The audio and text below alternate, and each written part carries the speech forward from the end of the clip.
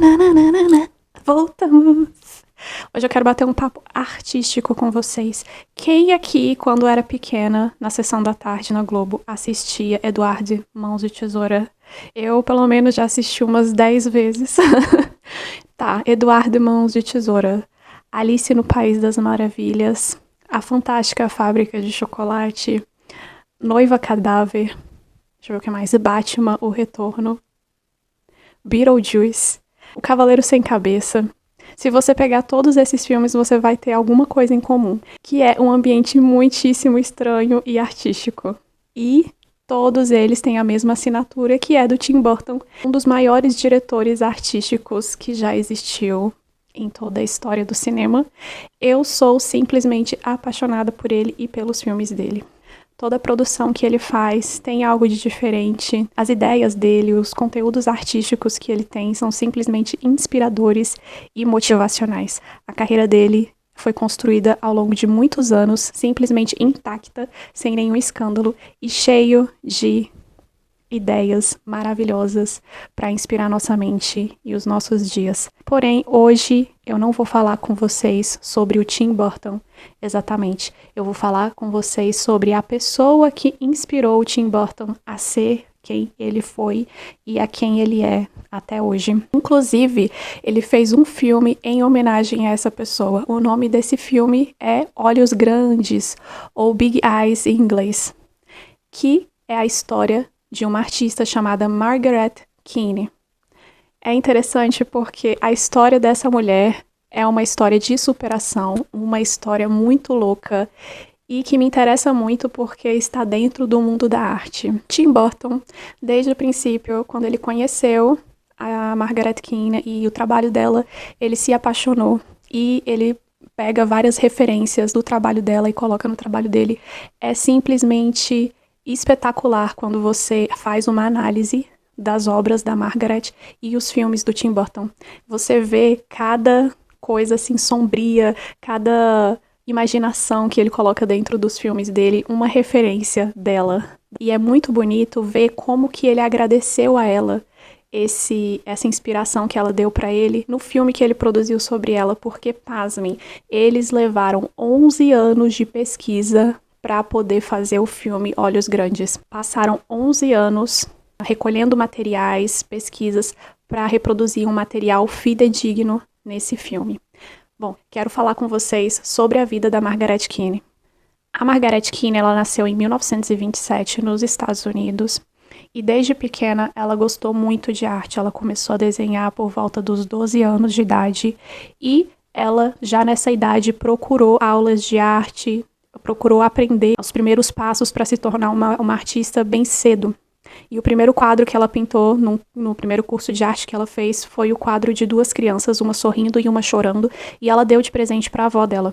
Ainda na infância ela teve um problema, ela teve que operar, e se eu não me engano ela teve um problema auditivo, e por causa disso ela criou o costume de prestar bastante atenção no olhar das pessoas, para poder compreender a expressão delas, o que elas queriam passar de sentimento para ela, de expressão para ela. Então, muito pequena, ela já se acostumou a observar os olhos das pessoas para tentar compreender o que elas queriam comunicar.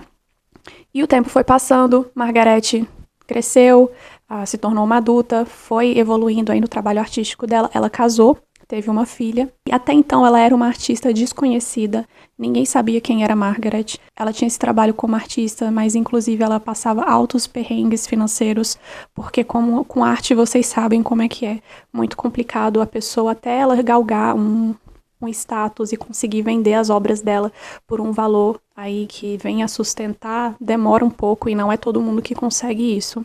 A Margaret, casada, passava vários perrengues, não tinha o trabalho dela reconhecido. E em 1950, enquanto ela ainda era casada, ela conheceu um rapaz chamado Walter Keane. Eles se conheceram em 1950, enquanto ela era casada e tinha uma filha. E o Walter, ele também era casado na época em que eles se conheceram. O Walter, ele era um vendedor de obra de artes. Ele vendia artes como se fosse um consultor, corretor de obras de artes. E ele também pintava. Só que ele não tinha uma desenvoltura tão grande quanto a Margaret. Eles se conheceram, ficaram muito amigos e em 1955 a Margaret e ele se divorciaram para ficar juntos. Então os dois foram morar juntos, se casaram e ele passou a cuidar da Margaret e da filha dela. Acontece que naquela época as mulheres não eram nem um pouco valorizadas no meio artístico. Era muito difícil vender as obras de arte por um valor legal quando a artista era mulher. Para variar, né? Como em toda e qualquer carreira, até alguns anos atrás, as mulheres não eram valorizadas. As mulheres ou elas eram donas de casa ou elas eram professoras.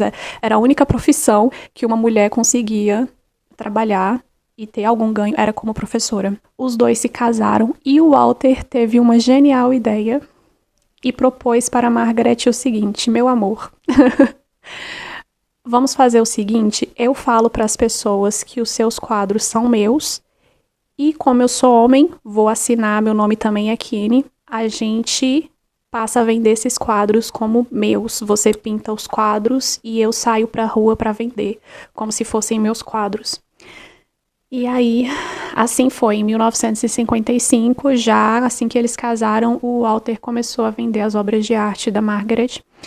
E a princípio ele mentiu para Margaret, ele falou que ele estudou bastante arte, tinha habilidades muito grandes, só que era mentira. Ele já começou mentindo por aí, ele não tinha muitas habilidades artísticas, ele não se esforçava muito para isso.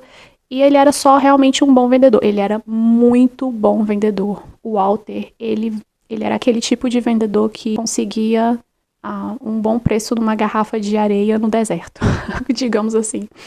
Ele tinha lábia. Acontece que o Walter começou a sair, mostrar os quadros da Margaret e as pessoas ficaram simplesmente apaixonadas pelas obras da Margaret. O que chamava a atenção é justamente o título do filme, Olhos Grandes. Ela pintava todas as telas dela com olhos muito grandes, as crianças com olhos grandes, animais, e aquilo era muito gracioso e engraçado. E ela tinha um tom um pouco dark, assim, que é inclusive esse lado que o Tim Burton pega bastante dela. As cores, você vê um contraste das cores, um negócio bem estranho quando você olha. E é isso que chama a atenção nos trabalhos dela. Eles foram crescendo, foram começando a ganhar dinheiro. Ele começou a deixar a Margaret bem isolada.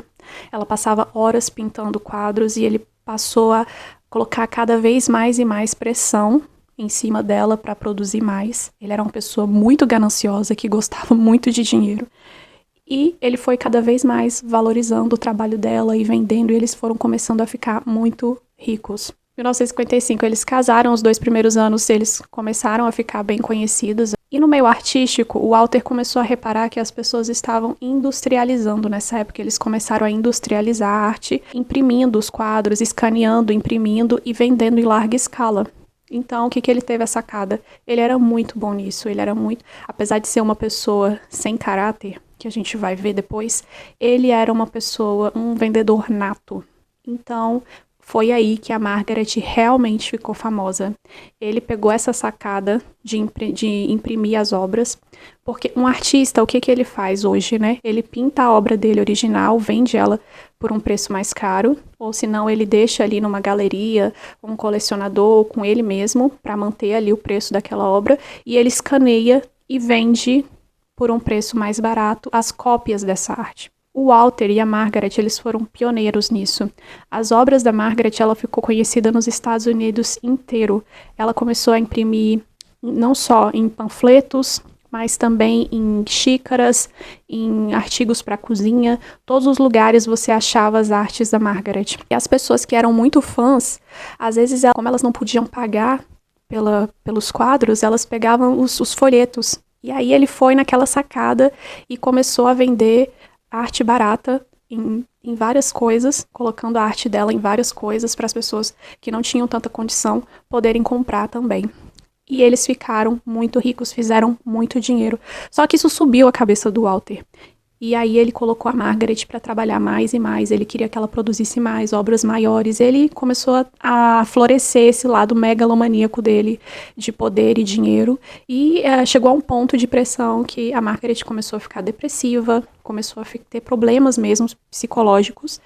E, por fim, ela pediu o divórcio. Ela teve coragem e pediu o divórcio. E aí que veio o grande finale explosivo dessa história,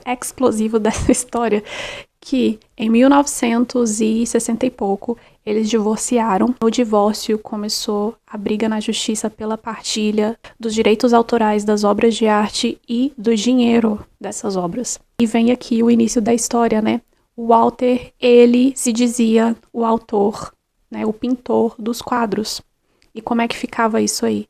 Então a Margaret entrou na justiça contra ele, pedindo os direitos autorais. Esse processo rolou na justiça por mais ou menos uns 20 anos, tentando provar quem que realmente era o autor dos quadros. Até então, não se podia provar porque ninguém sabia. Hoje a gente sabe a história como aconteceu, mas eles tinham aquela fama toda vinculada ao rosto do Walter, porque era ele que saía na rua e ele que vendia os quadros, ele praticamente escondia a Margaret. Ela pintava e ele que era celebridade, ele que era aclamado, todo mundo conhecia aquelas pinturas como sendo dele. Inclusive dentro de casa a Margaret escondia isso, porque era a única forma que eles tinham achado de conseguir vender, porque as mulheres elas não eram valorizadas nessa época. Inclusive é que antes da Margaret conhecer o Walter, ela era zero conhecida no meio artístico. Ela tinha o mesmo trabalho, mas ela não era reconhecida por ser uma mulher. Quando foi em 1986, teve o último julgamento e como é que foi que o juiz bateu o martelo para decidir quem que era o autor das telas? Quando a Margaret e o Walter entraram dentro do tribunal, eles viram 2 telas de pintura e todo o material lá. E o juiz simplesmente falou: hoje a gente não vai usar advogado, a gente não vai usar nada. Hoje eu quero que vocês sentem e pintem para mim.